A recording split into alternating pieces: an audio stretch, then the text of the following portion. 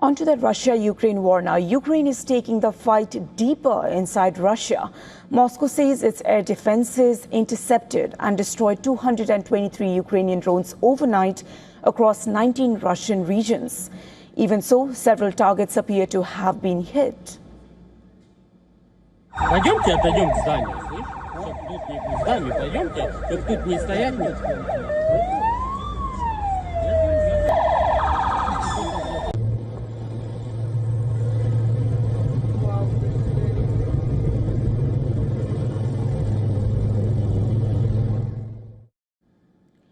One of them was the NS oil refinery in Russia's Ulyanovsk Oblast. These are the images showing a large fire rising from the facility after a Ukrainian drone strike. The refinery is located about 650 kilometers from the Russia-Ukraine border and processes around 600,000 tons of crude each year. For Kyiv, these strikes are part of a broader strategy. Ukraine says oil facilities are legitimate military targets because they provide fuel and revenue that help sustain Russia's war effort. But the campaign is no longer focused only on energy infrastructure. Ukraine has now struck warehouses linked to Wildberries, which is Russia's largest online retailer, for the second time in a week. President Volodymyr Zelensky has accused the company of helping supply the Russian military, which is an allegation the Kremlin has denied. On your screens right now, these are the satellite images showing damage to Wildberries facilities as Kyiv widens its campaign against the company. Since the weekend, 4 of its warehouses have reportedly been hit. Reports suggest the attacks have damaged about 10% of Wildberries' logistics capacity, affecting nearly 552,000 square meters of warehouse space. Ukraine's strikes on oil infrastructure are also adding pressure on Russia at home.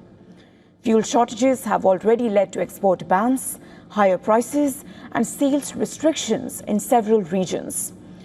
Residents are seen waiting for hours at gas stations.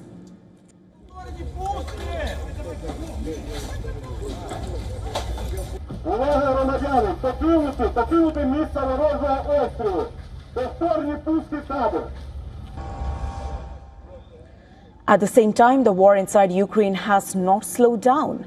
In the southeastern region of Zaporizhzhia, a Russian airstrike hit a hospital, leaving at least 16 people injured. I can't talk about this in a civilized way, because Russians aren't human, because they don't understand anything, because they came here and trample on other people's land every day. How could they even think of shelling this place? There's a hospital, a cardiac center, people, patients, and children right here.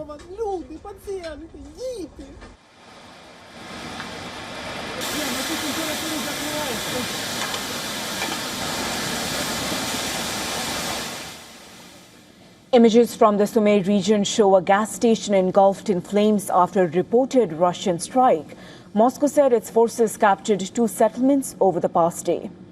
As the battlefield expands beyond the front lines, the diplomatic track may also be picking up pace. President Volodymyr Zelensky said a meeting with US President Donald Trump could take place in the coming days, within a week, and is expected to be held in the United States.